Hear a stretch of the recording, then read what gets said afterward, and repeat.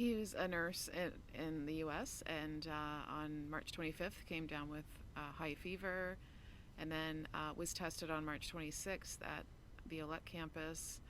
And then on March 28th, we found out he had positive for coronavirus. And then on March 30th, he was sick like all during those days with losing taste and smell and like the fever, like I said. And then he was vomiting and diarrheaing like constantly up until like probably from Saturday night up until Monday. And then I called the ambulance, just thinking he would need fluids or some help with the, keeping things down. And then once he was admitted on March 30th, that was at Met. The ambulance brought him to Met, and then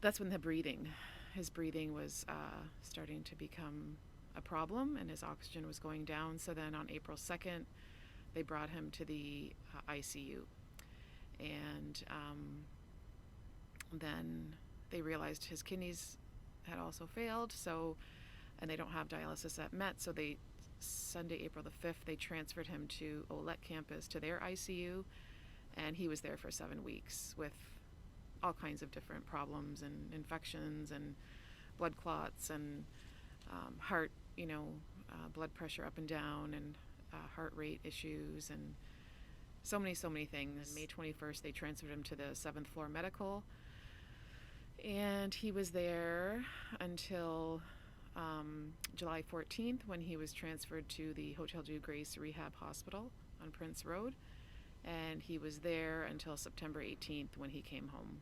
He's still in therapies, and it'll be a gradual recovery, probably somewhere up to a year to 2 years of recovery for him. So it's been a very long road, and it's continuing to be a long road, but I'm just really grateful that he's alive, and the doctors and nurses and respiratory therapists and physiotherapists and occupational and everybody involved have been amazing and took really good care of him. So I'm forever grateful for everyone. Left him in the ER March 30th, and I said bye through like the plastic. It was all like closed off.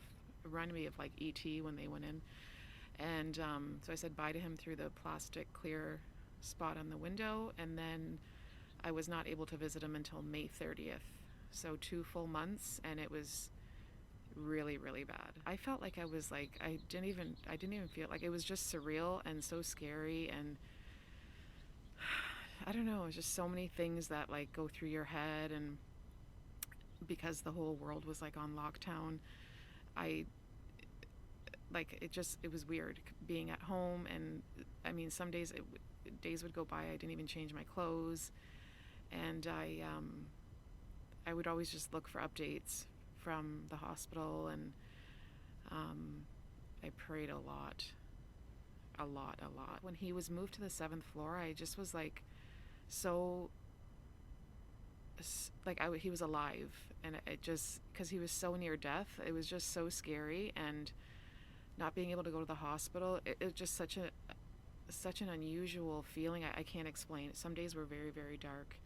Some days I cried so much I couldn't even like think straight. I just couldn't believe it was happening to us, and I felt so bad for him, like him being out of it and on all those drugs that kept him sedated while he was on the ventilator. And I couldn't think of anything else. That's all I thought about 24 hours a day, like very hard to sleep. And I'd wake up in the morning at like 5 or 6 in the morning, and first thing I would do was call the hospital, to see how his night was. I would stay up late, call before I went to bed. So it was, very helpless. One doctor said to me, I want you to prepare for the worst. So a lot of times when I would first visit him in the hospital, he probably didn't even know I was there because he was sleeping most of the time. But I've been every single day that I could. When he was in the hospital, I went every day. And the nurses were really good, and the doctors, and they would update me. And, as the days and weeks would progress on, he would become more alert. I was just so happy that he was coming home, and like it was such a long 173 days, and I don't know, those the nurses and doctors and therapists literally became like our family. Like we have pictures with them, and they were all so good to him and good to me, and they're just really good people. And I was just so happy and so grateful for all of them because they really took, you know, took Tori's care very seriously, and they're all amazing.